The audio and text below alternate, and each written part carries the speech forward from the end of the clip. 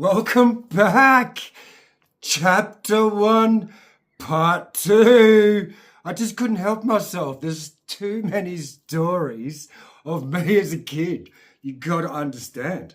Okay, this is going to get juicier and juicier and mind-blowingly better. But first of all, I wanted to thank you, my audience. Thank you so much for subscribing and liking. Please like, share this fantastical story because it's only going to get better.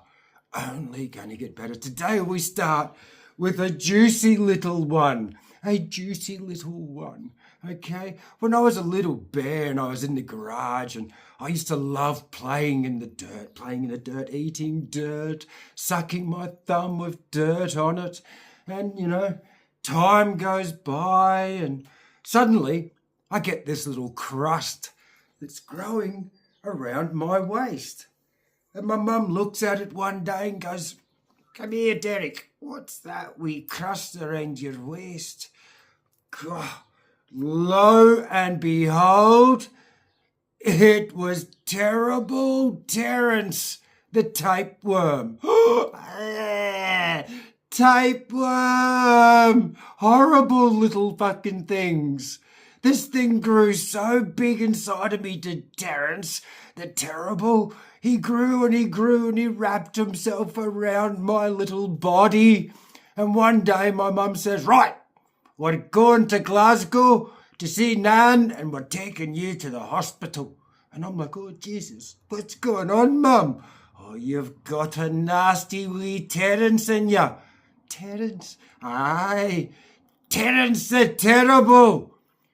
And I'm like, "Oh, doesn't he sound nice, Mum?" "No, we'll get him, son, don't you worry." And off we went to Glasgow.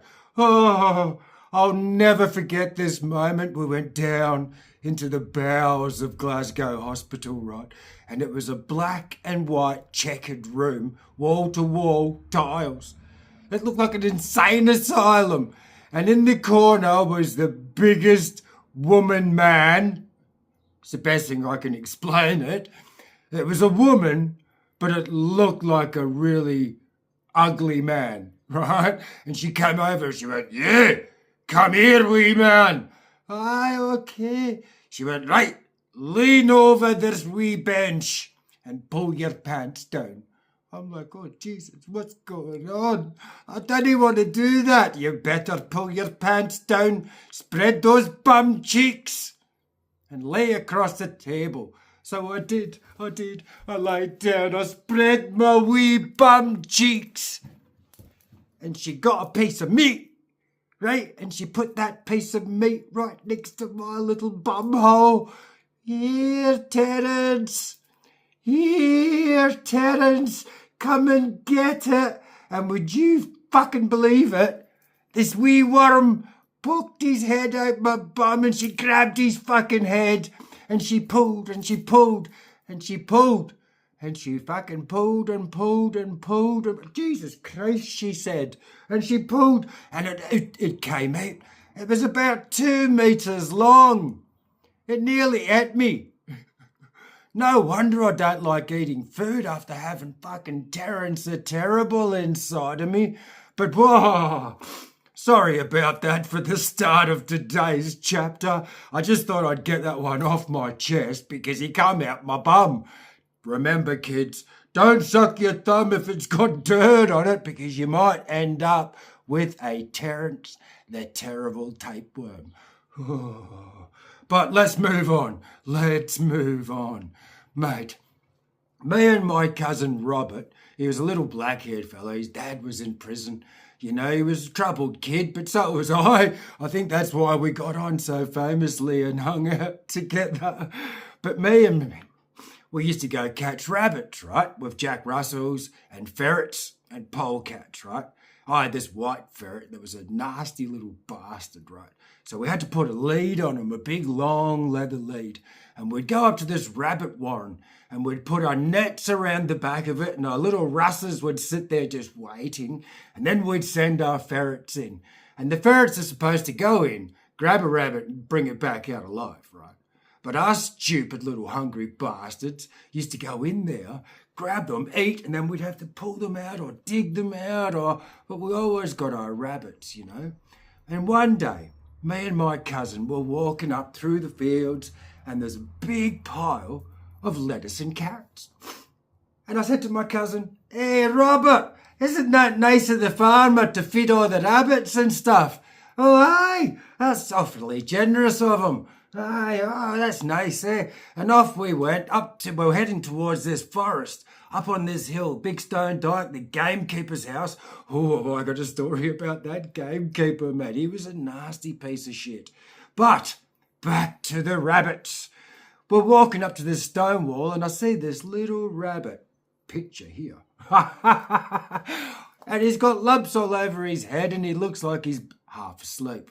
And I look at that little rabbit, Robert. He looks like he's half asleep, and he's bumped his head from hitting the wall.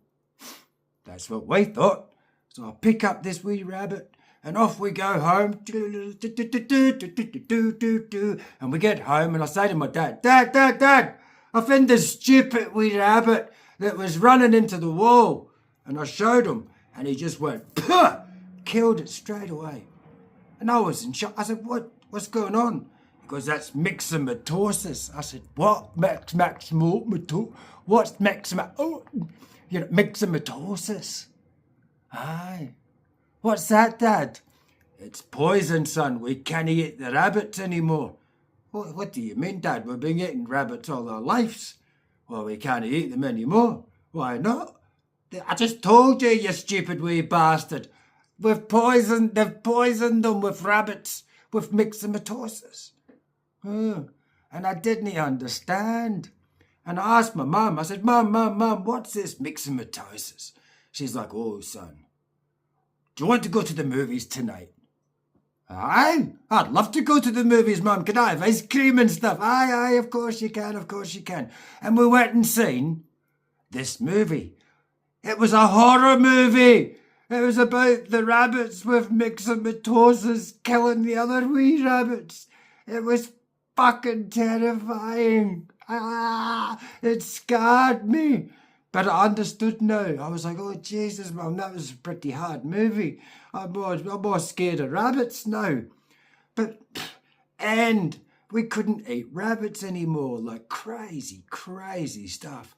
My dad also, right, he used to have this peregrine falcon. Peregrine falcon. Man, this thing was the deadliest hunter on the planet. But we used to have to go to the tannery, right? The old tanneries. And we'd go inside, me and me cousin, and we'd steal the clamps that hold the pelts out to dry. Because you could put a piece of meat in them, swing them around and launch them, and the peregrine falcon would take off my dad's arm, fly up in there, get the meat off the hook and come back, right? So we used to go into the tanneries to steal this shit. And one day, oh dear, me and my cousin, we were little troubling. We were trouble. That's why I wore my trouble shirt today, because we were trouble. We busted into this tannery, and we were on the very top level, right? And there's this massive, big glass bottle. And it's got a third full of this clear liquid and a big rubber cork in the top. And of course, we've got these clamps that you swing around like David and Goliath. And we fucking pegged them at this bottle, and it busted open. And we didn't know what was in it. It was sulfuric acid, and it melted all the fucking floors, like smoke coming up. The place nearly caught on fire, man. The fumes were insane, and it melted all the floors. And we were fucking like, what the fuck was that? That was deadly. Woo, let's find more of that stuff. But we couldn't, of course, stupidly. Thank God. You know, we could have just melted ourselves like the Toxic Avenger or something. But also in these tanneries, right, my dad and all the poor people in the village, because it was definitely class segregation, my dad said, right, we're going to go get some lead. Right, you have to get up on the roofs there and roll up all that lead and chuck it into me, and we'll put it in the batter and we'll fucking sell it. Oh, right, Dad. Right, get your cousin, because both of yous are going up. And we go down the Grafe River, right? We're down the Grafe and we're on this old tannery and the roof is shit. A squirrel could hardly walk on it. My dad's like, right, up yous go, get that lead. And he's already given me a slapping in the morning and I'm a bit pissed off with him, right? I'm a bit pissed. I'm like, oh, fucking here we go again. And me and my cousin climb all the way up. It's deadly. If we fall, we're down in the river. We're dead, right? And we're rolling up this big roll of lead, and I can see my dad down there on the ground. And I said to my cousin, I'm going to squash him.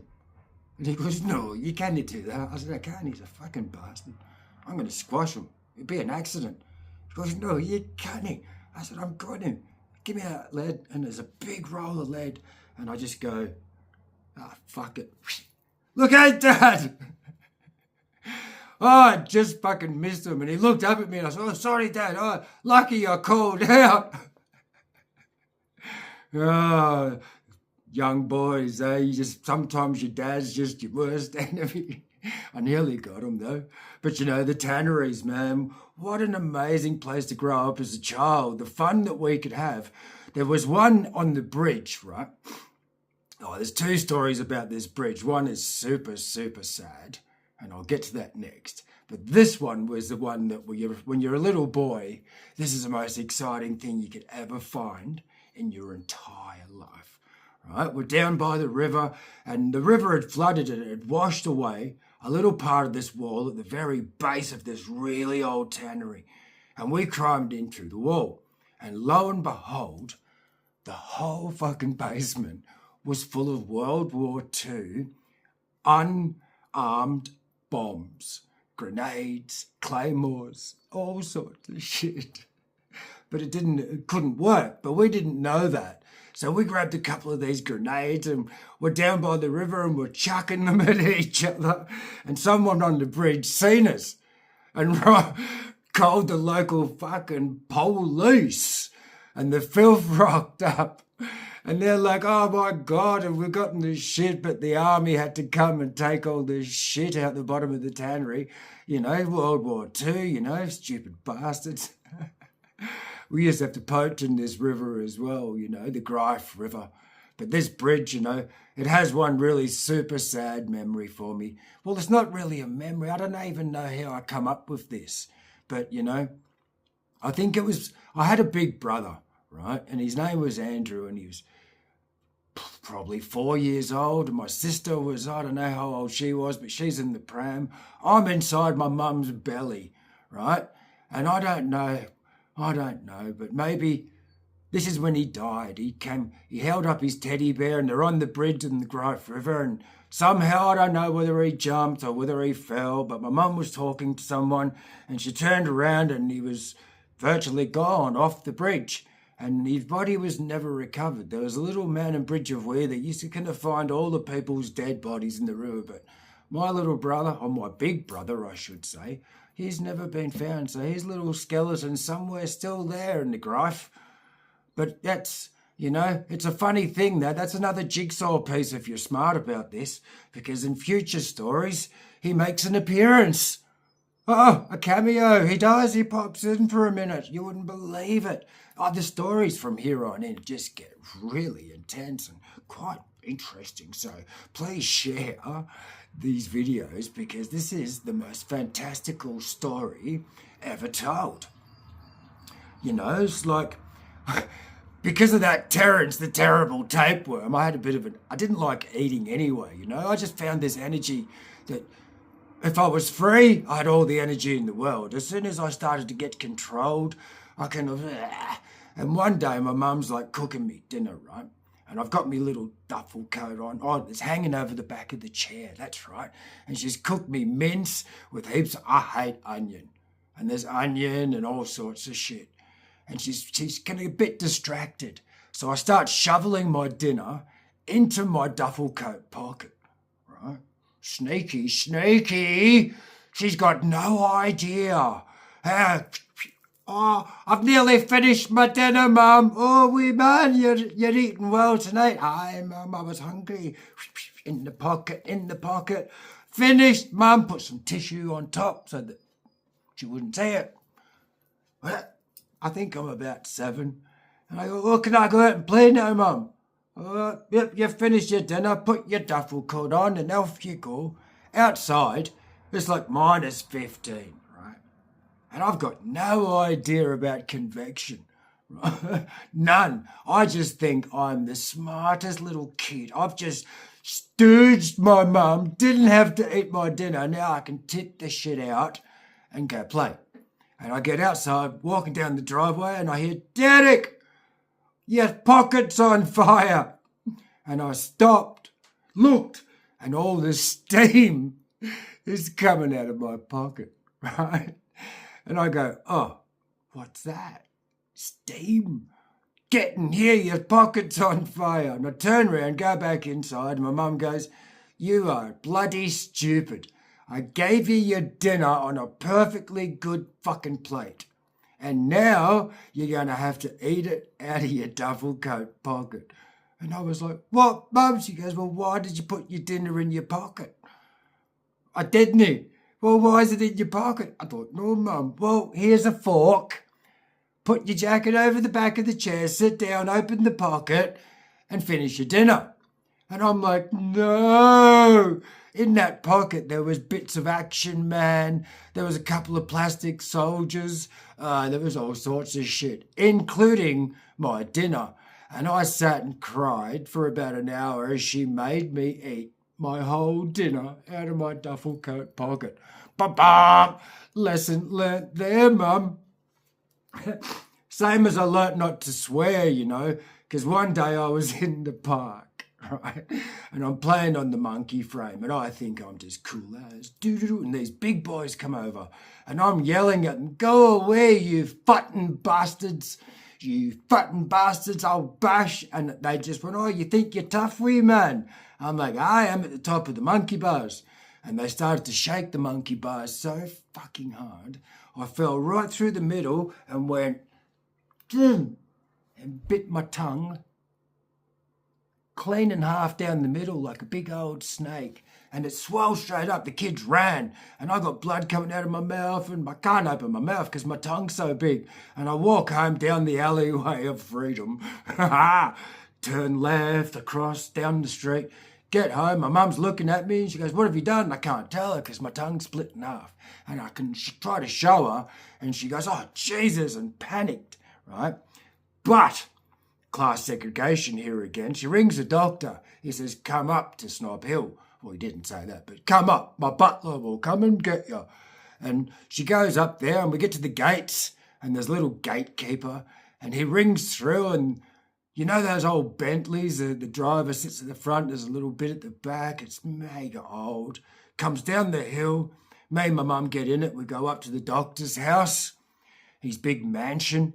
There's another stories about these mansions. I think this is going to be a good episode today, a bit long. But yeah, he goes up there and he goes, oh, there's nothing we can do, Mrs. Ferguson. It'll heal. Just drink water. But yeah, split my tongue clean in half. And back to those mansions.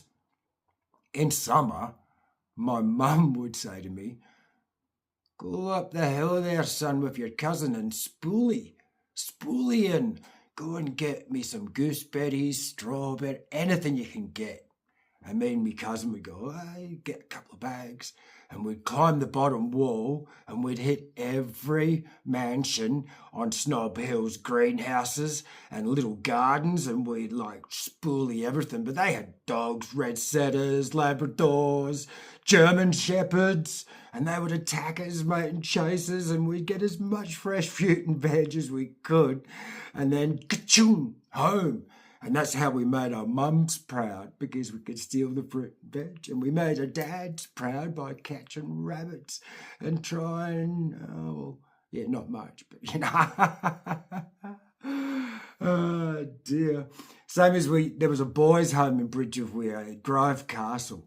I don't know if it still is, but it used to terrify us. It looked like it was a black and white movie. We'd go into the paddock and we used to climb the oak trees. Here's a little spot here.